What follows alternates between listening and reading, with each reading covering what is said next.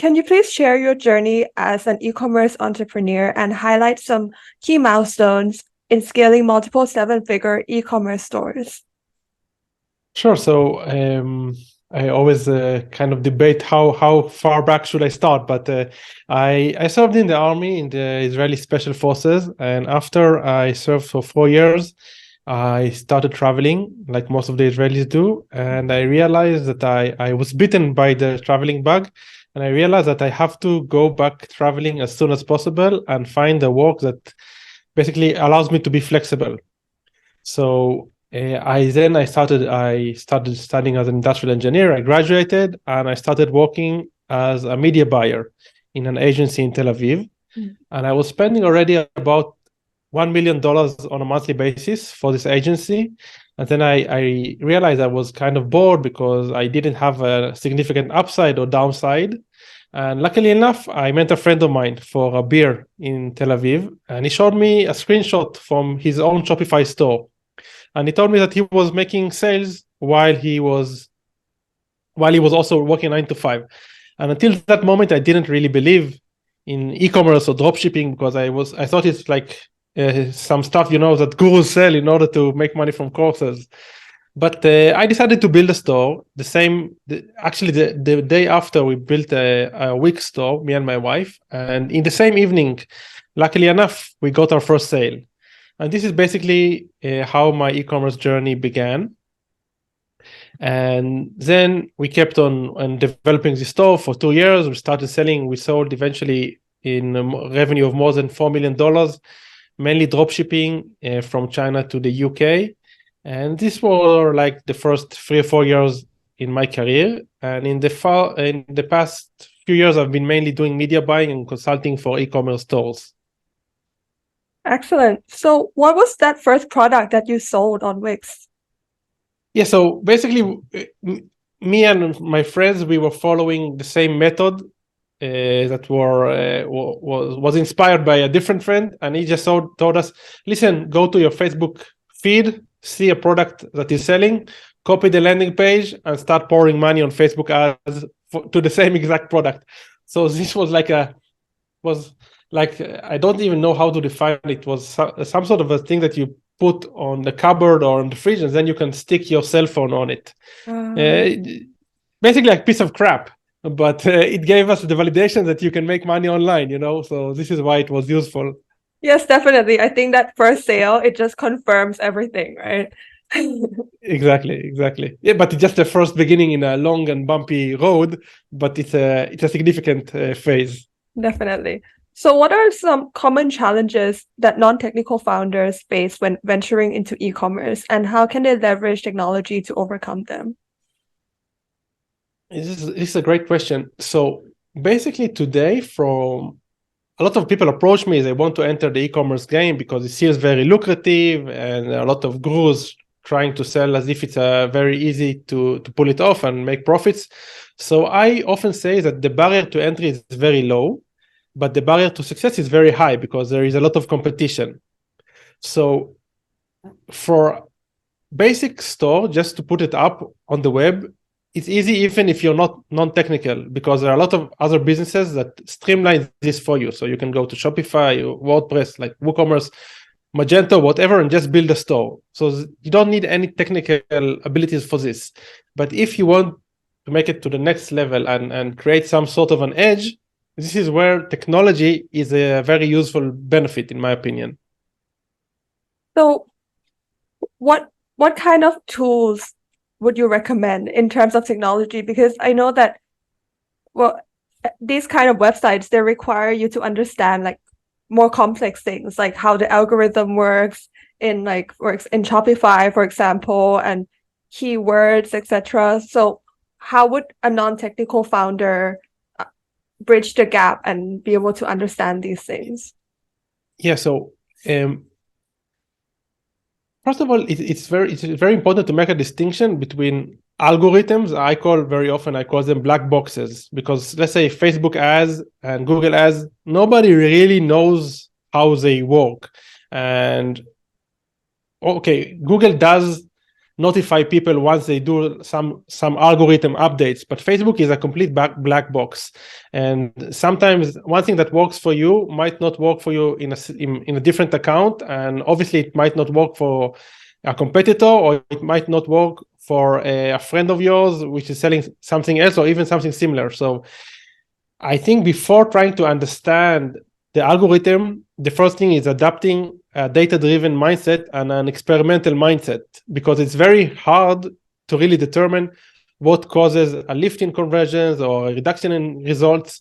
So if you're open-minded and view everything as an experiment, this is very useful. The next step, if you want to dive deeper into the technologies, so I often advise looking for out-of-the-box solutions. So very often you can find apps or plugins that allow you to streamline the process and leverage technology. And if you're not able to find something out of the box, then you can start maybe building a solution or hiring a developer to help you. But this is very, like, in very edge cases. I don't think it's so important to the broad population of e-commerce stores owners. I see. So what I really liked was your keyword and experimental mindset, because I think that's incredibly valuable, especially doing anything online, because there's no way that people are just successful overnight, because we always see these stories, especially with e-commerce, that, oh wow, this guy, he's like multi-billionaire because of e-commerce. And then the next guy, he sees it and I'm going to open the store. He opens the store and he's like, hey, I haven't made one sale. So I think it's like that kind of mindset helps you kind of bridge the gap and get there. Yeah, for sure. I agree, because like you said, very often people come to podcasts or they write books about their successes. And okay, if they want to seem honest, they also talk about some of their failures, but obviously they can't even if they would like to, it's hard to include all the failures and all the learnings and lessons that you encountered during your journey. So this is why having this experimental mindset, and also to a certain degree, lowering expectations, is very useful. Definitely. So as a growth consultant, what are some effective growth strategies you recommend for e-commerce businesses? This kind of goes back to having this experimental mindset, because this is a great question, but it's broad, and it really depends on what type of business do you have and where are your biggest opportunities. So what I normally suggest is trying to sit down and creating like an Excel spreadsheet with all the ideas and initiatives that you're thinking of taking in your business. And it can be conducting a split test for the checkout. It can be trying a new traffic acquisition channel. This can be based on experience from users or based on ideas that the store owner has. And after you lay out all these ideas and initiatives, what I suggest is scoring them. You give them a score from 1 to 10 based on the complexity of implementation and based on the certainties that it will work.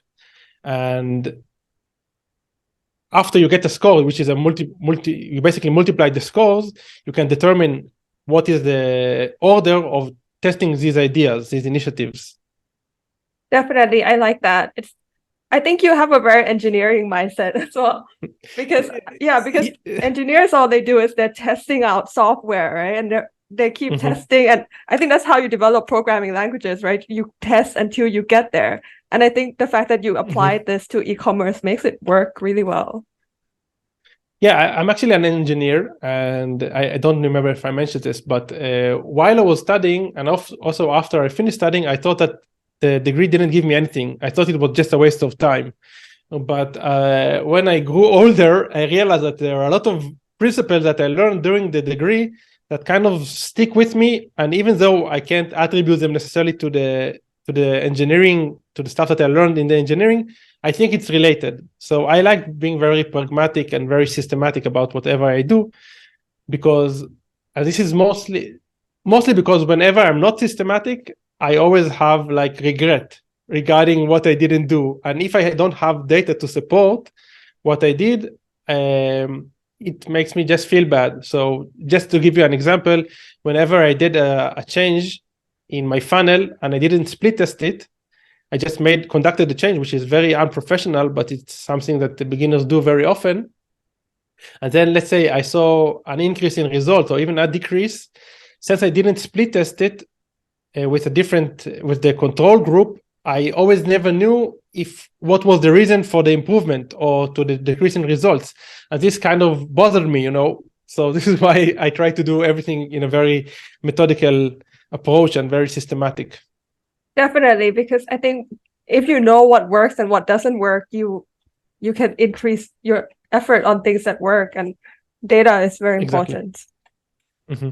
So Exactly. can you please provide insights into the role of data-driven decision making in e-commerce success and how non-technical founders can leverage it effectively? Yeah, so I think this goes back to my last answer. So, and also what your comment. So whenever you are data driven, you learn. Even if the test fails, some people call it a failure of a test because you implemented something that didn't improve the results of your website, but actually decrease the results. I don't consider this a failure. It's just a lesson learned. And once you learn these lessons, you're on a vector and on a journey to increasing your overall performance. So this is why I think it's not related to technical because from a technical standpoint, this stuff is easy to implement, but you must adapt to this approach of being data driven and not doing stuff only based on intuition and based on your gut feeling. I mean, there is room for intuition because I believe that intuition is basically our projection of the data that we learned. So I do believe that intuition is important, but I also love to have data that supports my intuition. Definitely. You need both, I think. And also a good mindset. Like, because in terms of what you're thinking, because some people might see it, okay, this is a failed ad, right? But if you see it as a lesson learned, that kind of motivates you as well, because it's e-commerce is a journey, right? It's not like overnight. For sure, and everything. I think it's not only for regarding e-commerce. Everything in life is a journey, and everything that we do, even if it's I don't want to sound too philosophical, but even if we do something that isn't, we see it seems to be like a failure, it's on us to decide where we're moving forward from this. So do we take it as a lesson or do we take it as a failure and don't move on? Definitely. It's a mindset for life as well. So in your experience, what are some essential aspects of effective marketing for e-commerce, especially in terms of driving traffic and conversions? Great question. So I think the most important thing is tracking religiously. For me, tracking is very, very important, especially knowing, I mean, it's hard to know all the micro conversions in your website and as the business grows, it's hard to keep track of everything. But you must know at least the essential stuff like the AOV, which is the average order value, and the conversion rate, and your profits today or yesterday and the whole month. So the bottom line is the most important thing, and many people, they overlook this because they have so much data. They want to be professional, so they track a lot of data, but because they track too much data, they are unable to track the most important data. So I think tracking is key. And this it's also related to traffic acquisition. It's also related to conversion rate optimization in the funnel. So there's no distinction. I just believe that tracking is the most important aspect of a business. Because if you don't track, you don't know the bottom line. And this is based on a failure or a lesson that I learned. So back in the days, we were spending approximately $6,000 on a daily basis on Facebook ads. And I was sure that we were making profits. But because I was overwhelmed by the numbers, I didn't track correctly. And I didn't feel that my bank account was projecting what it was supposed to project. So I thought that I was making like 2K daily profits. And I assumed that my bank account will show this, but it didn't. So I decided to take a deeper look into the numbers. And I realized that I had some sort of a miscalculation of the profits. And I was actually bleeding on a daily basis a few $100. And eventually it turned out that I lost almost 20K just because my tracking was incorrect. So since then, which was about 5 years ago, I've been tracking like a madman because I know it's so important. Definitely, because I think Facebook ads, you could just spend and spend and Exactly. and you definitely need a good method to track that. For sure. Which software would you recommend to do this tracking? It really depends on your whole tech stack and what you feel comfortable with. So I obviously use Google Analytics. I compare this to the CRM data. You can compare it to the BI if you have the BI. Compare it to the Facebook Pixel fires and the events. So mostly combine whatever you can, but make sure that you're also drinking from the most important pipe, which is like, in this case, it's the bank account, to see the numbers of the bank account or the payment processor, because this is like the bottom line without any misattributions or miscalculations. So I wouldn't consider the ROAS in Facebook as a bottom line, because it has gone through wish wash, and some pixel misfiring, stuff like this. So look at the payment processor and the bank accounts. This is the most important thing, and from there on, if you want to look for discrepancies, you can look for them in the different platforms. I see. So the main thing is that you should be calculating in your own in a software that's outside of Facebook to make it more clear. The most important thing is calculating at the closest point to the real money. Mm-hmm. So if it's the payment processor or the bank. That's a good one. So how can non-technical founders optimize their e-commerce stores for better conversion rates and customer experience? So this also depends on the current situation of your store, obviously. And what I see a lot of people overlooking is usability testing, which is basically you just hop on a call with a few potential buyers, ask them to conduct, let's say, a purchase. You give them a landing page of one of your best-selling stores. You open a Zoom conversation, you record the conversation, and you just tell them to commentate and tell you whatever they feel. So they can tell you, I'm not sure that I understand what is the price for this product. And then they try to conduct the purchase and they hit the add to cart button, and you see that the add to cart button adds 2 products instead of 1. So, for example, so you see a lot of frictions from the point of view of the customer. And this is very valuable. If you do even on a monthly basis, you do 5 usability testing, I'm sure it's going to move you forward, and you get qualitative data regarding what is causing friction in your funnel. This is one thing. And the other thing is, once you have significant data, you can start split testing. And based on the results of the split test, you can just keep on improving your funnel until you feel that the AOV and conversion rates are satisfactory. I see. So the main thing is to bring customers on and let them tell you how the user experience is going and what is stopping them from making that purchase.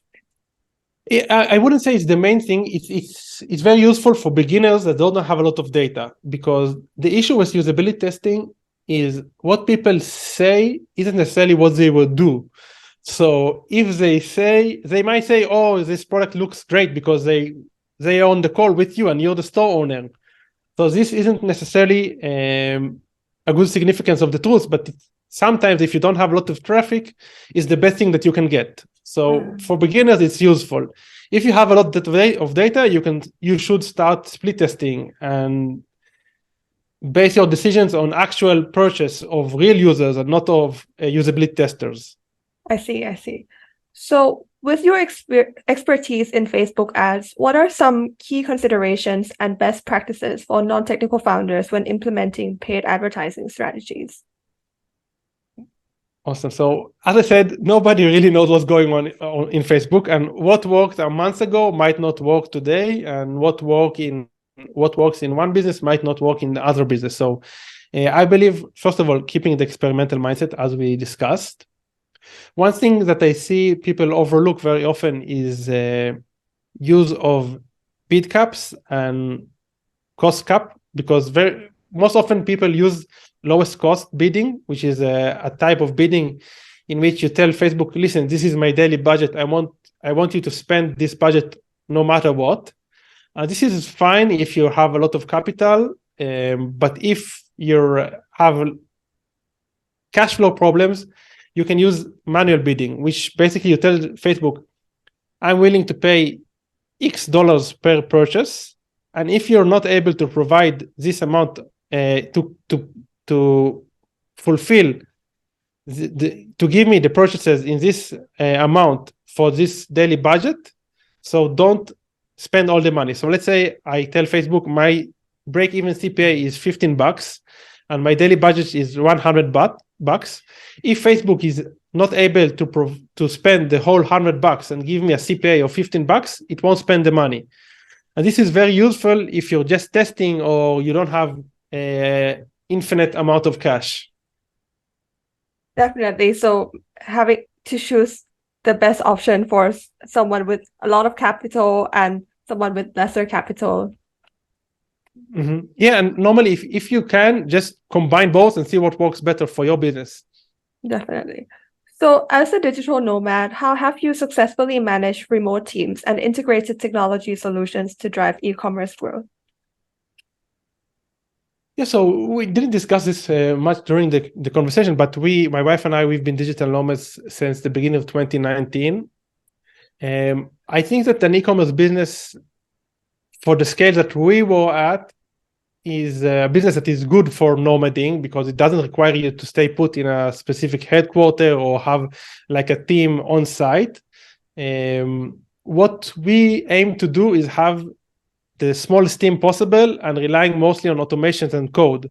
So I'm not sure it's an advice, but it's what suits my lifestyle and what I would like. I mean, I love people, but I prefer not working with too many people if I can and have some flexibility and freedom. So what we try to do is hire the minimum amount of people, hire generalists, so people that can do various tasks and not just specialize in something specific. So we can reduce the headcount. And also, whenever possible, we try to automate. Perfect. So fewer people and automation. Yeah, I mean, it's only for my case. It depends. To each his own, but in my case, this is what worked. Definitely. So are there any specific tech innovations or trends in the e-commerce industry that non-technical founders should be aware of and consider implementing? Yeah, sure. So everybody is talking these days about ChatGPT, and it's hard to conduct a podcast without discussing ChatGPT. And I think that these days, the barrier to conducting stuff and developing stuff is just way lower. So even if you're non-technical, you can still use ChatGPT to help you code stuff. If it's a change in the HTML or change in the CSS or do like small snippets, you can use ChatGPT. And even if it's more complex, you can still use ChatGPT. It's all a matter of being creative. I think that the technological barrier almost doesn't exist anymore. I mean, some people which are afraid of code, I would suggest that they do like a fundamental course of Python or coding just to understand the jargon and understand how, what are loops and conditions, stuff like this. But once you do this fundamental course, from there on, ChatGPT can be your best friend and can move you forward way faster than you could have moved on your own or when hiring a developer. Definitely. So at least know the fundamentals of code yourself and then the rest outsource to ChatGPT. Yeah, to a certain degree. Yeah, definitely. So can you share a success story or a case study where the integration of growth strategies, marketing insights, and tech innovations led to significant results for an e-commerce business? There are many examples. Basically, I don't make such a distinction between marketing and growth, and creating more profits, in my opinion, is growth. And it's also marketing and it's also product. So it's a combination. It really depends. Everybody defines this stuff differently. But I can just give you like an example of a split test that we conducted, which created a pretty big lift back in the days. So we were selling shapewear, and we saw in the support chat, a lot of women asked the support team regarding the sizing. So we knew that the sizing was a big issue. And then also after the checkout, in the thank you page, actually, we implemented a question. We asked customers, what almost prevented you from buying? And a lot of the women that bought from us, they told us that they were not sure about the sizing. And also a lot of women, after they bought from us, they told us that the sizing didn't fit. So we also optimized this.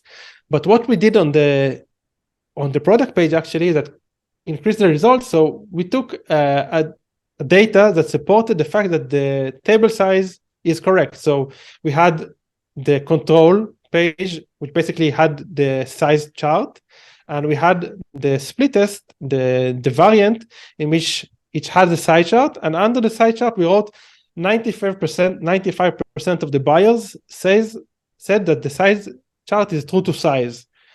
So basically just telling them, providing supporting data that the size chart is accurate.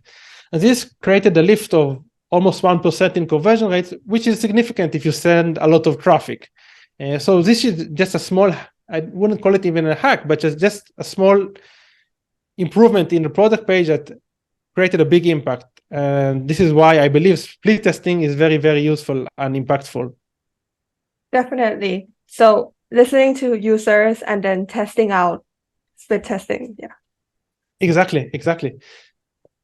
So do you have any e-commerce businesses that you have helped grow that you feel is like one of your best projects that you've ever done? So I've been mostly doing my own stores. So so a lot of them failed, and a few, let's say, 1 from 10 is like 10% is successful, or 20% is successful, and most of them failed. So this is also something that is important to emphasize. These days, I'm mostly providing these services, media buying and conversion rate optimization services. But I only started not so long ago, so I don't have many success stories, because in opposing to what people believe, it takes a while to get to know the business and see what can be improved. So most of my success stories come from my own projects. So would you say the project with the shapewear is one of your favorite projects? I wouldn't say favorite, but it was one of the most successful ones. But favorite is very subjective. It's because it has also things that I didn't enjoy, but from a profitability standpoint, it was a very successful project. Yes. Perfect. So do you have anything else you want to share? I think we covered a lot, and the main points that I wanted to share, and I often share in podcasts that I'm being a guest in, is the tracking and the fact that you need to be data-driven and experimental. So I guess we covered this a few times during the conversation, so I don't think there's anything important that I would like to add.